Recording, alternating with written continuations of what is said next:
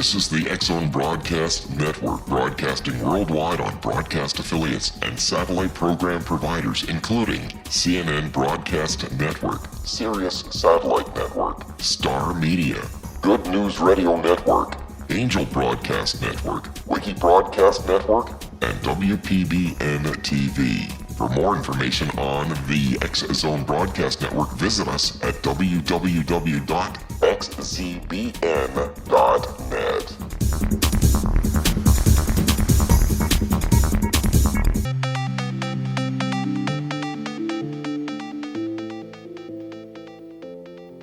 Welcome everyone to Too Good to Be True. Thank you to all the listeners. Are you ready for an inquiring show about the Dyatlov Pass incident and other unexplained mysteries? Before we start getting into details, let's just briefly talk about psychic insight and how we apply it. We choose a subject, then research it, and based on that research, we determine what we think needs to be explained by creating a series of questions. Then Justina provides psychic insight to answer those questions. The psychic insight is narrated towards the end of the show. Accepting the psychic insight is a question of individual belief. Now let's go through the disclaimers. Here are the disclaimers. Neither of us claim to have any expertise in any subjects that we discuss. We relate information we find through research and the psychic insight. We are always delighted to hear from the listeners. The show only lasts an hour. We don't have the time to present exhaustive research on any topic. This means there will be information that we do miss. We want to provide a basis for the psychic insight. We don't care if a theory turns out too good to be true, as the show name suggests. We are only interested in finding out more of the truth about topics. Spirit can only relate insight that is appropriate for our time in history. Free will cannot be affected. Only comments that are appropriate for our time can be given through the psychic insight. Much of the subject matter in shows will have already been covered again and again in other shows. We want to look into subjects in a new, different way and be thought-provoking. We're not good with pronouncing names. We apologize. And another disclaimer for this show is neither of us have expertise in investigating unexplained events. If we have misstated anything, we apologize in advance. Also, for the living people associated with the Dyatlov Pass incident, again, we apologize if we mistake anything. Thank you, Justina. I chose the subject of the Dyatlov Pass incident and other explained mysteries. Why did you choose that tragic event as the first unexplained mystery? There seems to be no logical explanation for what apparently happened. There are lots of theories for the death of 9 experienced skiers hiking in the northern Ural Mountains in Siberia in the then Soviet Union. Why don't you provide some background? Skiers hiking in mountains sounds like a fun vacation. Yes, there's a huge irony in people doing something for fun only to have their lives end so abruptly. Who were the skiers hiking in the mountains? The 9 people were led by Igor Dyatlov, the group's leader, aged 23. The 8 others were aged from 20 to 24, with the exception of Semyo Zolotaryov, who was aged 38. Also in the original group was Yuri Yudin, who had to turn back due to illness. Yuri passed away in 2013, aged 75.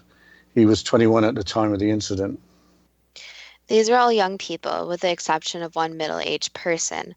Were they students, and what was their route? Yes, counting Yuri Yudin, there were 8 men and 2 women who were either undergraduate or graduate students from the Ural Polytechnical Institute, which is now the Ural Federal University, located in Yekaterinburg, located near the border with Europe and Asia. Their route was as follows. On January the 25th, 1959, they arrived at Ivdel, about 330 miles or 530 kilometers north of Yekaterinburg.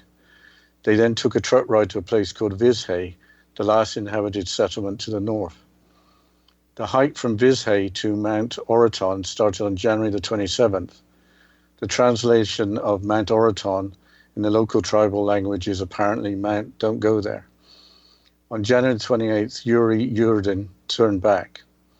On January the 31st, the group arrived in a highland area and prepared for climbing.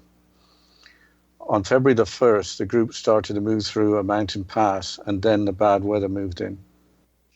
What is the weather like in the northern Ural Mountains in February?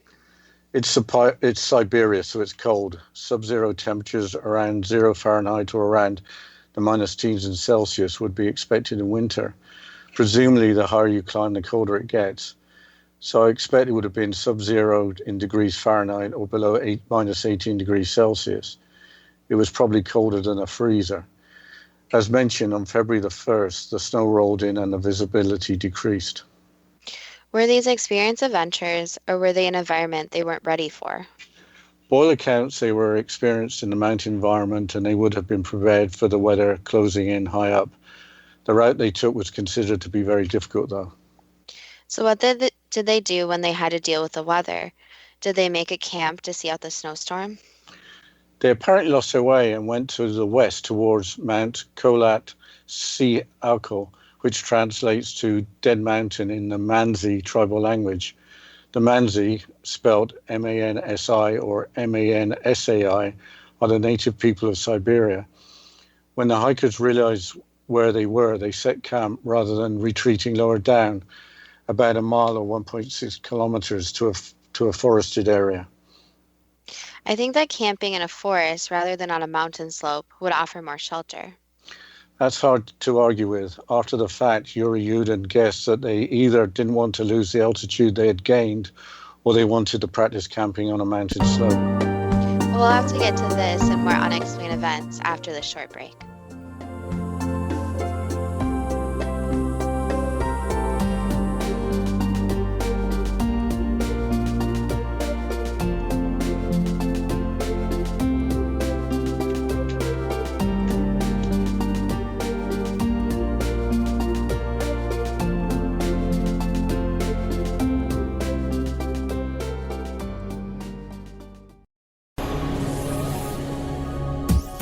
This is the X-Zone Broadcast Network, broadcasting worldwide on broadcast affiliates and satellite program providers, including CNN Broadcast Network, Sirius Satellite Network, Star Media, Good News Radio Network, Angel Broadcast Network, Wiki Broadcast Network, and WPBN TV. For more information on the X-Zone Broadcast Network, visit us at www.xzbn.net.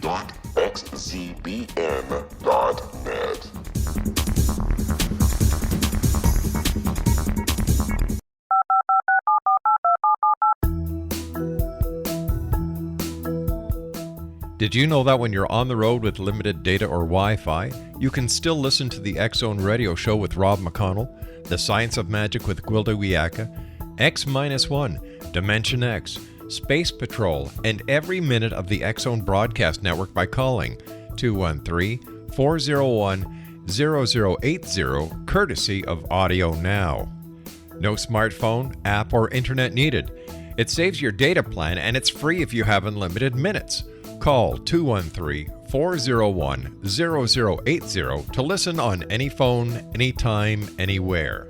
Remember 213-401-0080 for the best of the paranormal, parapsychology, and sci-fi radio programming anywhere, 24/7, 365.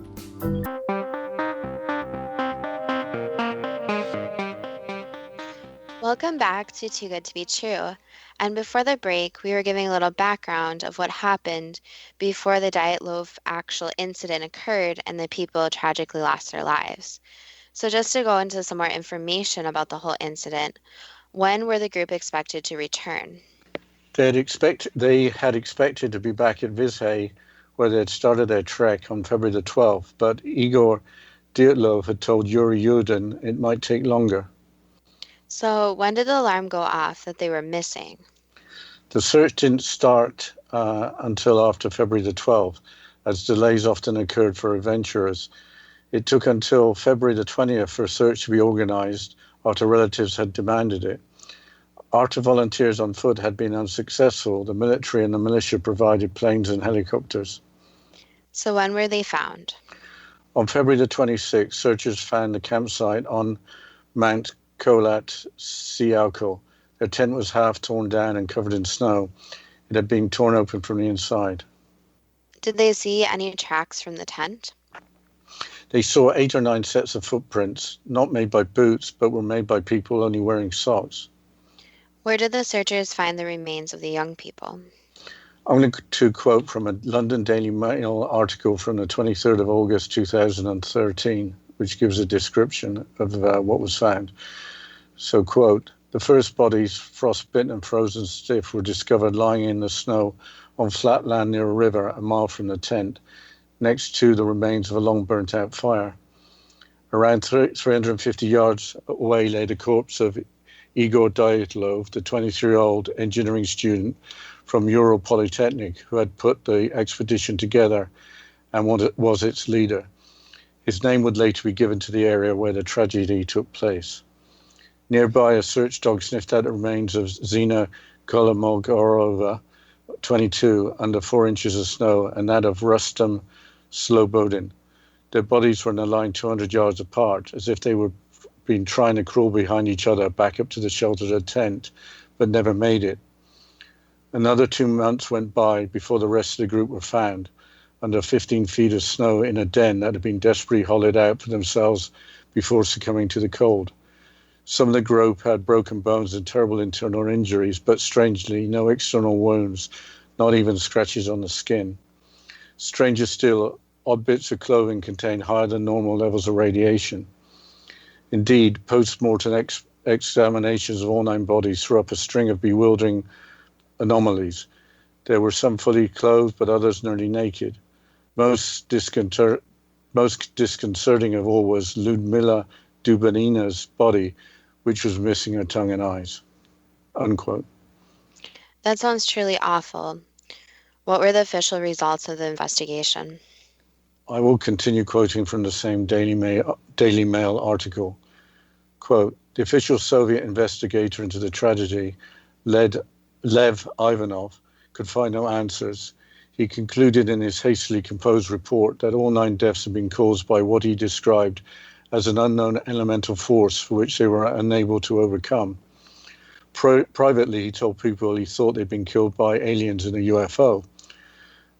And that was where the official investigations ended. Case closed. Access to the entire area was sealed off from prying eyes for the next 4 years, by which time the authorities believed this incident would have disappeared off the radar, as many strange happenings did in the old Soviet Empire." Unquote.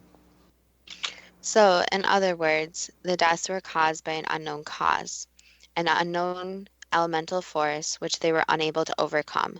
What does that mean? I don't think it means anything except that the cause of death for the 9 people could not be determined or explained. There were pictures of the group from rolls of film found in cameras in the half-destroyed tent. The picture shows the group being happy and involved in normal activities for their trek. The last photograph on the films did show a flash across the night sky, but could have just been an accidental overexposure. Besides aliens and a UFO being blamed, what other theories are there? There's a website, Dyatlovpass.com, which lists a number of theories, which start with a strange idea that the group were murdered by CIA agents, with members of the group having had radioactive samples to hand over to the CIA agents. This was a means of getting close enough to photograph them. None of that seems to make any more sense than the alleged aliens and a UFO. What is the next theory? The hikers were mistaken for escaped prisoners from a Gulag prison. These were labor camps dedicated to political prisoners.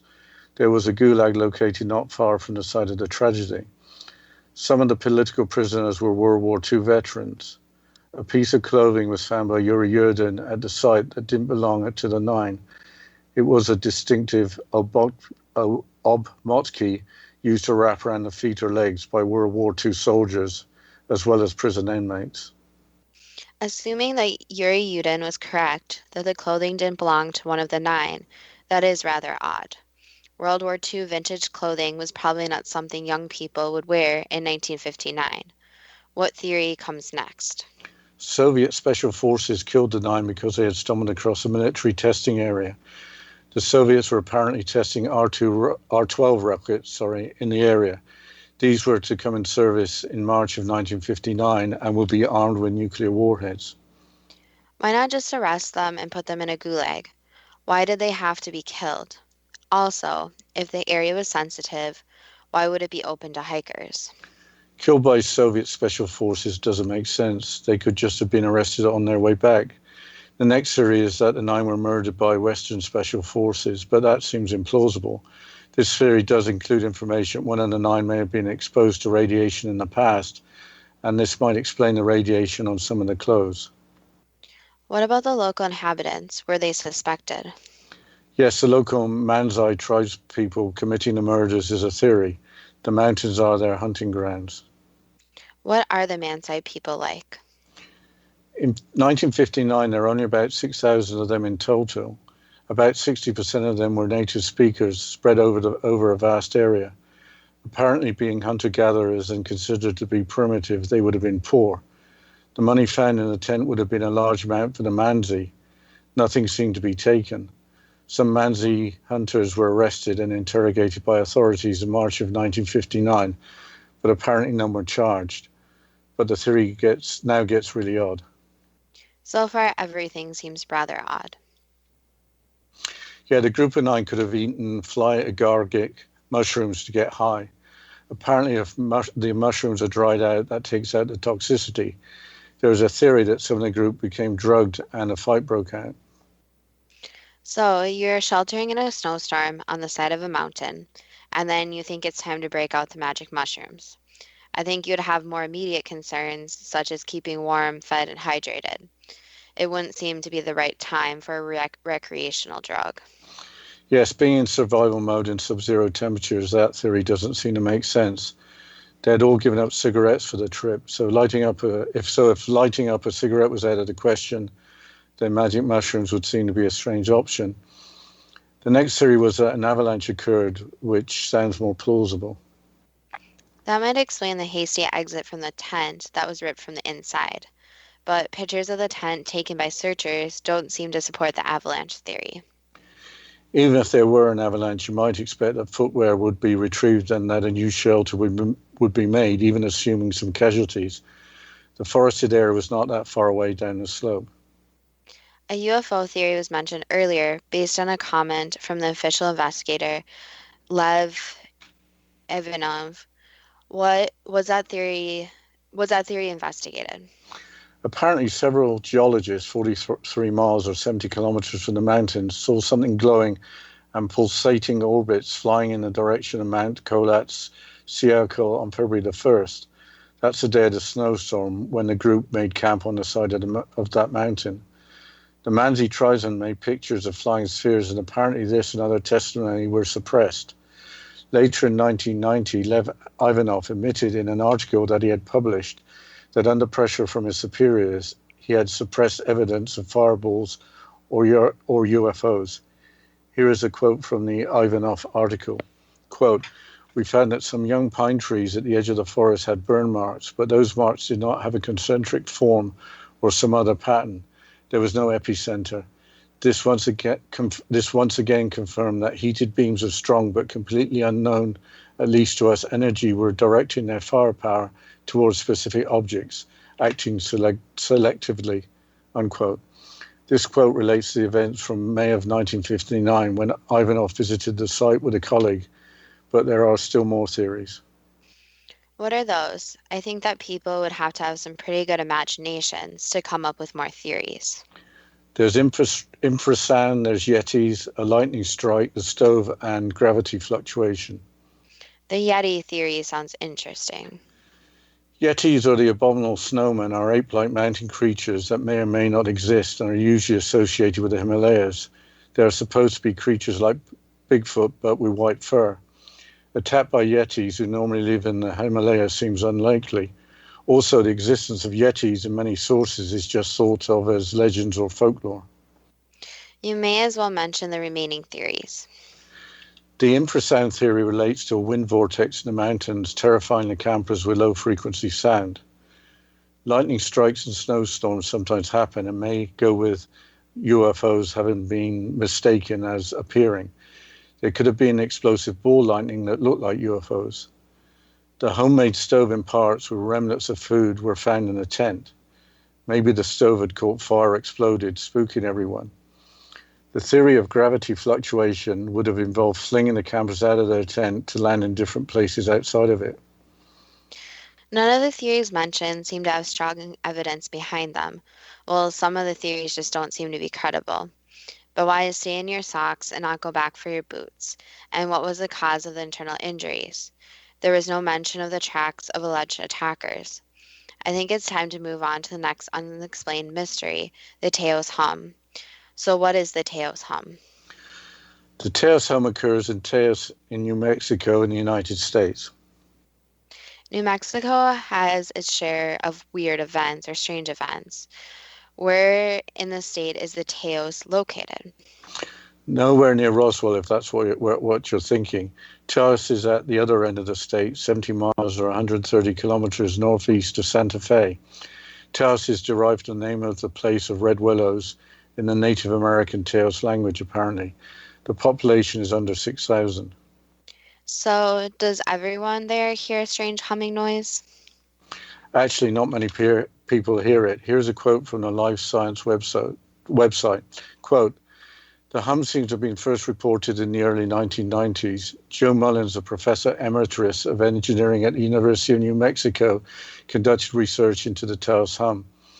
Based on a survey of residents, about 2% of the general population was believed to be hearers, those who claimed to detect the hum. Sensitive equipment was set up in the homes of several of the hearers, measuring sounds and vibrations, but after extensive testing, nothing unusual was detected. The research revealed, however, there was not a single identifiable Taos hum, but several different ones that people reported. Some describe it as a whir, hum, or buzz. The fact that not everyone heard the same thing was puzzling and suggests that they may have been reporting subjective experience instead of objective sounds," unquote. There doesn't appear to be some compelling evidence that anything unusual is occurring, but we'll have to continue talking about the Taos hum and our last unexplained mystery after this short break.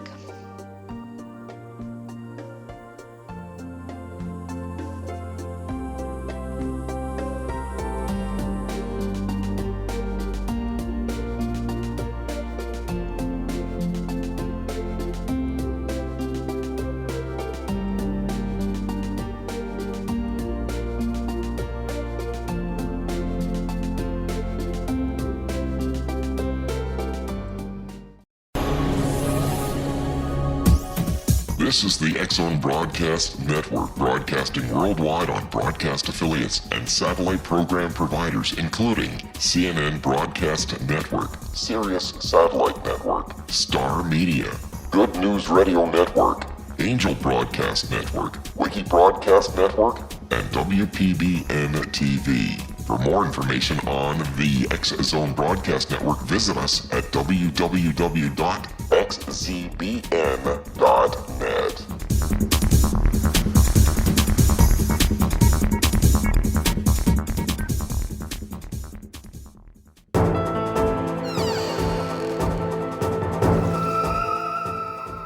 Welcome back to Too Good to Be True. And before the break, we were talking about the Taos hum.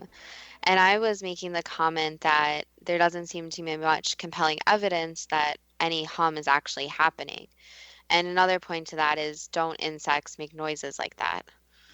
Yeah, that could be one theory. Here's another quote from Life Science. Quote, "Humans live in a constant sea of background noise, most of it unnoticed until we start paying attention to all the sounds and focusing on them. While many people may assume that locating the source of a sound should be easy, in practice it can be very difficult. There are hundreds of potential sources of noises, including traffic, boats, planes, insects, large machines, wind, freight trains, mining, and other industries. It's not as simple as listening for a sound and walking toward it until you find its source," unquote. But hums are also heard in other places. Which other places? There's a strange hum that has been heard for decades in Bristol in the west of England. Recently, a cause for the hum has been suggested. Here is a quote from the BBC News website dated January the 19th, 2016. Quote, "Over the past fortnight, Bristolians have been reporting their problems with the hum to the local newspaper and on social media.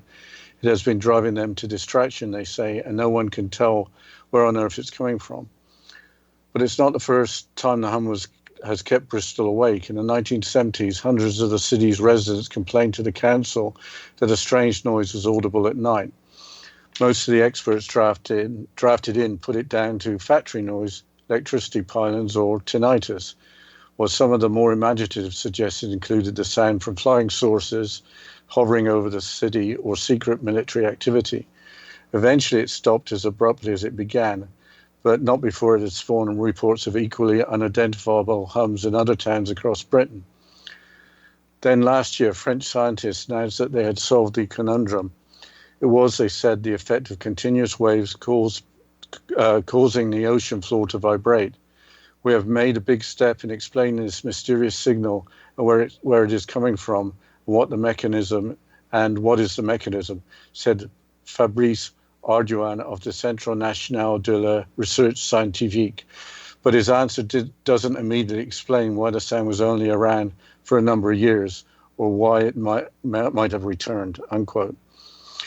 By the way, a fortnight is 2 weeks. Tinnitus is a medical condition which is known as ringing in the ears, affecting about 20% of the population due to aging or ear injury. The article says that the hums occur in other parts of Britain. Where else are the hums heard? Apparently there are hums in Windsor, Ontario, Canada, Bondi, Australia, Kokomo and Indiana in the United States. The list goes on. Are there any common factors? Yes, there are. The hums are usually heard indoors, get louder at night, and tend to occur in remoter areas, although Bristol, England, or Windsor, Ontario are hardly remote. Without any strong theories to explain the hums, I think it is time to move on to our final unexplained mystery, which is the SS Orang Medan. This is a rather odd story. It could well be a hoax. The name sounds like orangutan. I don't think it's orangutan. But why did you want to talk about a story and then immediately jump to it being a hoax? Because if it is a hoax, the reason for the story being made up to fool people or for whatever reason may be just as interesting as a real story. So why do you think a hoax is actually a possibility? The S Orang Medan was not listed on Lloyd's Register of Shipping for the time in question, suggesting there was no such ship. It was supposed to be a Dutch merchant ship. Let's put Lloyd's Register aside for now at least and explain the events. If the story is true, the SS Orang Medan was in the Straits of Malacca between Sumatra and the Malay Peninsula on June 7th, 1947. Two American vessels in the area, the SS City of Baltimore and the SS Silver Star, among others, picked up distress messages from the ship. The following message in Morse code was received. SOS from Orang Medan, we float. All officers, including the captain, dead in chart room and on bridge.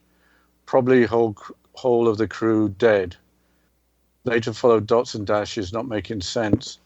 The two words, I die. Then there was nothing. So they went to look for the ship. What did they find? The crew of the Silver Star found the ship undamaged with bodies on their backs with mouths gaping open, facing upwards with staring eyes.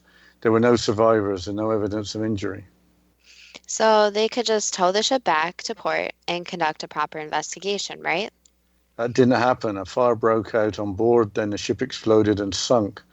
Fortunately, crew from the Silver Star left the ship in time to survive without incident. I don't think it was a very good idea to stick around and try and fight a fire, not knowing what had killed the crew. But was that the end of the story? Of course, there were theories, but there were three main ideas for what had happened, including unsecured hazardous material, carbon monoxide poisoning, or a UFO. Was there any evidence to support any of the theories? All the evidence went down with the ship. That's partly why I think it may be a hoax. Even if there were no physical evidence, there should have been an inquiry, and somebody might have come forward with some information. But if the ship wasn't registered, there wouldn't be any point in an inquiry because there couldn't be any insurance money to claim. But wouldn't there be some sort of inquiry demanded by the dead crew's relatives and friends? That's why I'm thinking it's a hoax. A ship doesn't just blow up after all the crew have died, and that's that. Nobody seems to care. Okay, Given that the story seems to have more holes than Swiss cheese, what were the theories in more detail? The unsecured hazardous material could have been smuggled and included substances like potassium cyanide or nitroglycerine. The material could have been a nerve agent left over from World War II. If seawater had leaked in and contacted the chemical, it could have reacted to create a toxic gas. Wouldn't the crew of the Silver Star notice a bad odor or start choking? How did the ship just catch fire and then explode? I think the first question depends on how long it took the Silver Star to reach the Orang Medan. The absence of a log with entries of names, events, dates, and times as normally required for seagoing vessels is strike three for me. What was behind the carbon monoxide theory? If the boiler malfunctioned and released a lot of carbon monoxide and killed the crew, it then completely malfunctioned, blowing up and sinking the ship. You're on a deck on a ship with carbon monoxide being released from below, while being in open waters with some type of breeze. How could the carbon monoxide not be blown away by the fresh air? That theory doesn't make any sense. So, what about the UFO? I think if you don't really know, you're left with a UFO or something paranormal. If there's a paranormal theory, and there's obviously lots of room to explain away the lack of any normal evidence. Finally, what do you know about the SS City of Baltimore and the SS Silver Star? I wasn't able to confirm that ship with those names were in service in 1947. This story doesn't seem to hold water, but I'm still fascinated why a story so easy to debunk is still out there. Was there an incident with another ship at another time? Or I should say, was there an incident with another ship at another time where they changed the names to protect the not so innocent? I think it's time to get away from this story, and I think it's time for the psychic insight. So, do you want to ask the first question? Here's the first question on the subject of the Dyatlov Pass. Was there anything odd about Semyo Zolotaryov, age 38, being much older than the others in the group? Yes. What would that be? Basically, it had to do with the age gap, which was significant, and basically a lot of different past lives. Did this affect the outcome for the group? Yes and no. In some ways, yes, and in other ways, it did not matter. Were the group other than Semyo Zolotaryov connected through past lives? Yes. Was it written in the paths of the younger 8 of the 9 connected through past lives to die like this together? Yes. Was it written in the path of Semyo Zolotaryov to die like this in this manner? No. Was Semyo Zolotaryov a student just like the others in the group? A student, yes, but it was more complicated than that. Did Semyo Zolotaryov have a hidden agenda? Basically, it was to get information about other people and try to fit in as a normal person. Were the events leading up to the tragedy as reported with the group arriving at the northern outpost of Visay on January 25th of 1959 correct? Yes. Did the group set off from Visay for Mount Oraton on January the 27th of 1959? Yes. Did Yuri Yudin turn back on January the 28th? It was actually the 27th. Why did Yuri Yudin turn back? Was it due to illness? Illness and an intuition, so a bit of both. Did the group arrive in a highland area on January the 31st? Yes. Were the group in a mountain pass when the bad weather moved in? Yes. Why did the group camp on the mountainside rather than dropping down to the shelter of the forested area? They thought that the mountain would actually be safer, since they were worried that some type of avalanche or situation would happen and they would be crushed in the trees. Were the hikers mistaken for escapees from a gulag? No. Did Soviet special forces kill the group? No. Did Western special forces kill the group? No. Did members of the Manzai tribe commit the murders? So they were indirectly responsible, but they only had some very small influence, yes. Did members of the group consume magic mushrooms in a tent, causing them to get high and start a fight? They had different substances with them, but no, they were not high and fighting when everything occurred. Did an avalanche make the group leave the tent very quickly with no boots? No. Were the group attacked by yetis or some form of mountain creature? They're attacked by creatures, yes. What type of creatures? So it is not a yeti, but more of a type of wolf. So it is a mix between basically a supernatural creature that looks a lot like a wolf. And the tribe, the Mansi tribe, basically knows about them and knows about their presence. Were the deaths due to a visit of UFO and actions of extraterrestrial beings? So you could call these beings extraterrestrial since they aren't from here, but a UFO did not come down. They naturally live in the mountains. Did these creatures come in from another dimension? Originally, they're from another place, yes. What caused the observed burning of pine trees at the edge of the forest? These creatures. The creatures did that. Correct. The first bodies were found about a mile from the tent on flatland. How did they get there? They were dragged. Were Zina Kolomogorova and Rustam Slobodin trying to crawl back to the tent when they died? Yes. How long did the remaining members of the group survive in the den they hollowed out for themselves? Not very long. What caused the broken bones and internal injuries without external marks on the bodies? These creatures, so they basically got thrown, the bodies got thrown, but this caused the internal injuries and did not really leave surface injuries. So the whole intention was to kill the different people, not really make them suffer. What caused the higher than normal level of radiation on some of the clothes? Both these creatures and the area they were in. Why were some bodies clothed while others had hardly any clothes? From the tearing and the grabbing. Why did Lumila Dubinina's body have the tongues and eyes missing? Let's just say that these creatures do not really feed on humans, but they are curious about humans. What caused the flash in the last picture in a roll of film? We'll have to continue with the questions and the psychic insight after this short break.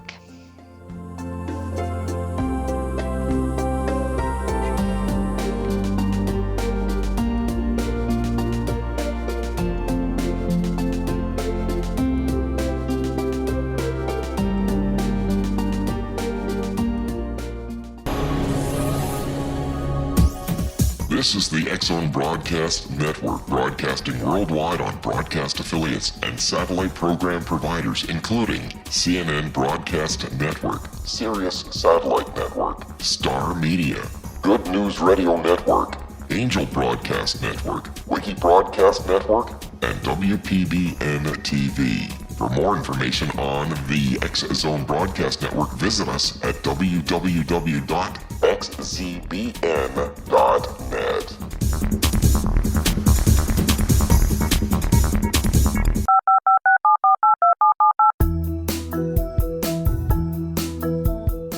Did you know that when you're on the road with limited data or Wi-Fi, you can still listen to the X-Zone Radio Show with Rob McConnell, The Science of Magic with Gwilda Wiyaka, X-1, Dimension X, Space Patrol, and every minute of the X-Zone Broadcast Network by calling 213-401-0080, courtesy of Audio Now. No smartphone, app, or internet needed. It saves your data plan and it's free if you have unlimited minutes. Call 213-401-0080 to listen on any phone, anytime, anywhere. Remember 213-401-0080 for the best of the paranormal, parapsychology, and sci-fi radio programming anywhere, 24/7, 365.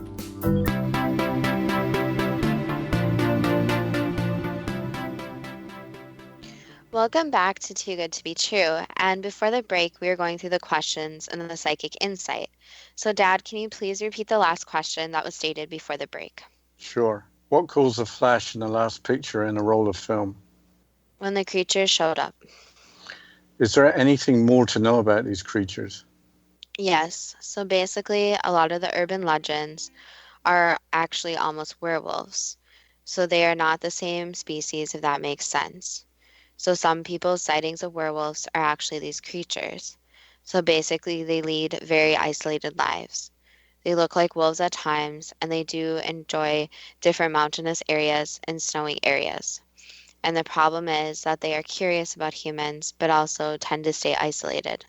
So sometimes they do come out and have strange events happen associated with them, but most of the time they leave humans and other creatures alone. Why did they have to attack the group of 9 people? So the problem is the land is it has its own energy about it and its own spiritual presence, and that's where the tribe comes into play. So the tribe knew about the existence of the people there, and the creatures were eventually alerted. What can we learn from the tragedy when 9 young lives were lost? To always be prepared and make sure that someone always knows where you are going, and always be prepared for the worst possible situation. So always make sure you have some type of weapon or some type of protection on you. The investigation concluded that the deaths were due to an unknown elemental force which they were unable to overcome. Did the investigators privately have an idea of what actually occurred? There were rumors, but not exactly, no. I'm now going to change the subject to the Taos hum and other hums. How many people hear the Taos hum? Quite a few. Why do different people hear different things in Taos? Because the energy is different for different people.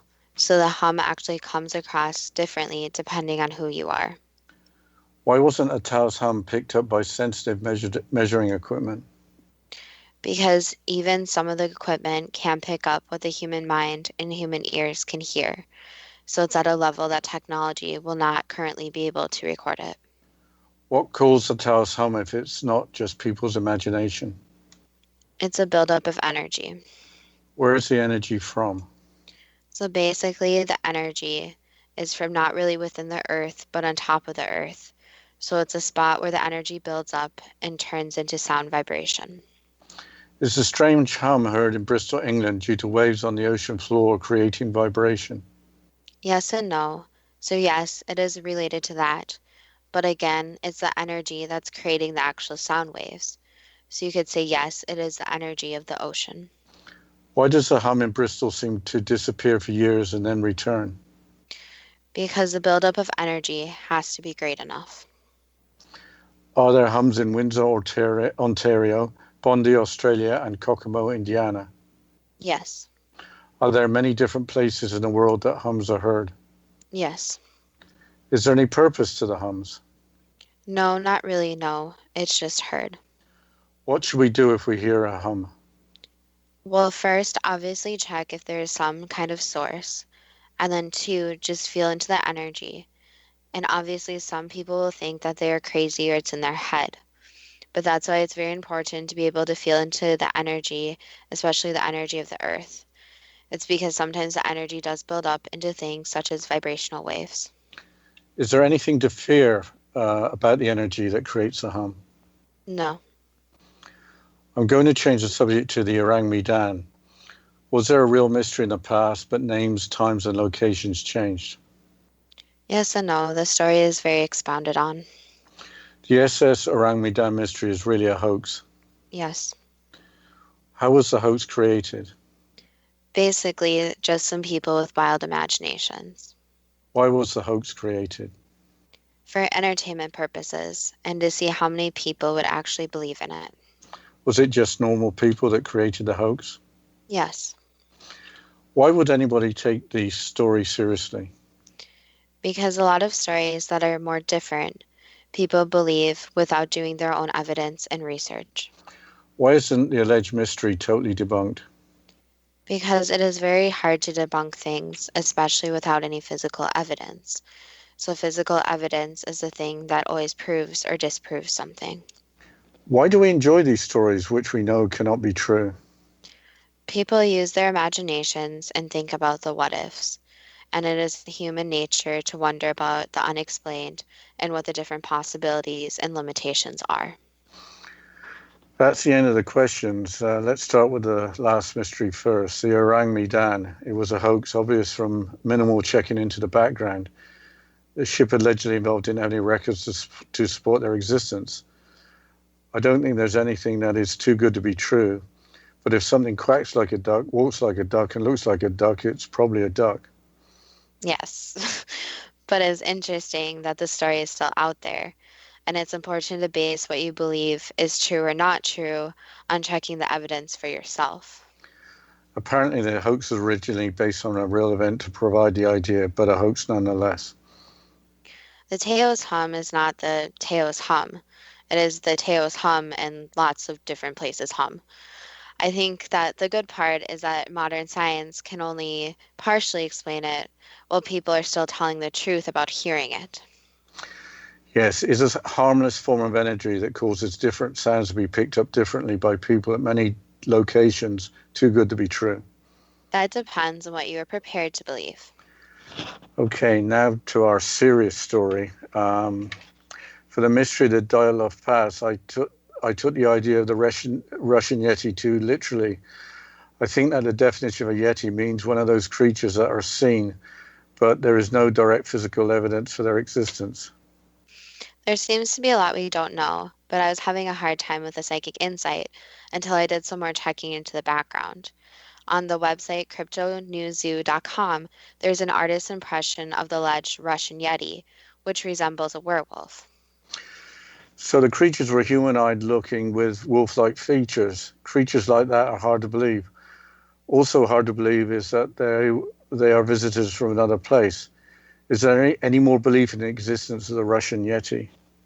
Mentioned on the cryptonewszoo.com website is a television program, a dramatization rather than a documentary, The Russian Yeti, The Killer Lives, originally shown on the Discovery Channel and was also shown in Russia in June of 2014. The 2-hour account of events with actors attempts to explain the Dyatlov Pass incident in terms of an attack on the hikers by the Russian Yeti. Included in the program are photos, videos, and interviews of sightings in the same region in recent years. They are used to support the view that hikers did indeed lose their lives by the Russian Yeti. The psychic insight indicates that there were more than one creature resembling a werewolf involved. Is there anything we can mention that is too good to be true? I think that raising awareness about the existence of cryptids, including on the Discovery Channel, is about the only positive. Is raising awareness about cryptids too good to be true? That depends on what you are prepared to believe. We should have asked the question of why the hikers had to be killed. Surely the Yetis would have been frightening enough. Who would believe them if they reported seeing them? Probably more than enough people to swarm all over the area. The orangutan story shows us that people love to use their imaginations. Remember, the area was closed off for 4 years after the incident. Yes, you're right. Look at all the attention on Bigfoot. There are search organization and television shows and lots of alleged eyewitnesses of sightings. So I think that's the end of our mysteries for this week. But you're going to mention our Facebook page. Yes, so if you have any comments, suggestions, any topics for upcoming shows, please go to our Facebook page at Too Good to Be True. So you can just go to Facebook and type in Too Good to Be True, and the first 2 is spelled TWO. And you can go there, you can like our page, you can comment, and if you have any comments about today's show. So if you think maybe a UFO was actually involved, if you think there's some other maybe different theory about one of these events, we would love to hear from you, and we would love to hear any possible topics for upcoming shows. Yeah, there's always Easter Island to think about, or the Loch Ness Monster, so I guess other suggestions are welcome. Well, and I think the kind of takeaway from our show today, from the overall message, is that there's a lot of unexplained events out there, and people should do their own research. So it's important for people to research on their own, and if they're really interested in an event, there's tons and tons of information. But with the internet and what it is, there's a lot of true information and a lot of false information. So it's really important to go through that and kind of form your theories from what you believe in.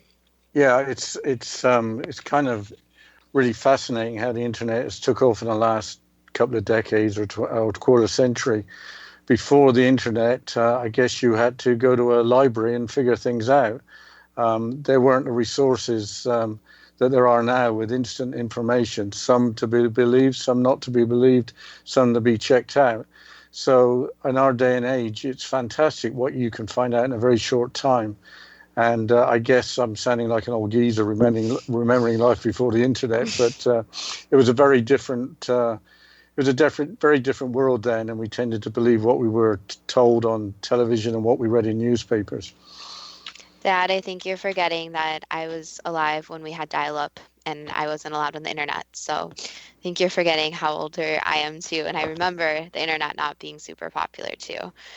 But just on that note, it's just very important. I mean, even information about, unexplained creatures like the Yeti and the Bigfoot wasn't everywhere like it is now, and that everyone could access it. But we would love if everyone could go like our Facebook page, follow us on there, interact with us on there. We would love to hear from you guys. And of course, as always, we thank you for listening and stay tuned for next week's show.